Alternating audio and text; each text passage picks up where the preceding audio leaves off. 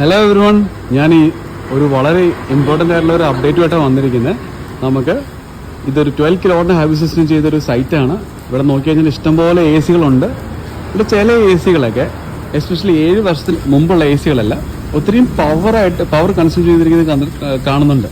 അപ്പോൾ ആ ഇൻവേർട്ടറിൻ്റെ സൈഡിലുള്ള എ സി കണ്ടില്ലേ, അതൊരു 110 എ സിയാണ്. മാക്സിമം 6 ആംപ്സ് ആണ് അത് എടുക്കേണ്ടത്. പക്ഷേ ഇപ്പോൾ ഒക്കെ ആ എ സി 31 ആംപ്സ് വരെ ഇത് എടുക്കുന്നതായിട്ട് നമ്മൾ കണ്ടിട്ടുണ്ട്.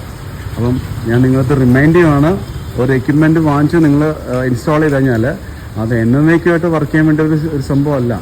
അതിന് ഒരു കാലാവധിയുണ്ട്, പ്രോപ്പറായിട്ടുള്ള സർവീസും കാര്യങ്ങളൊക്കെ ഉണ്ട്.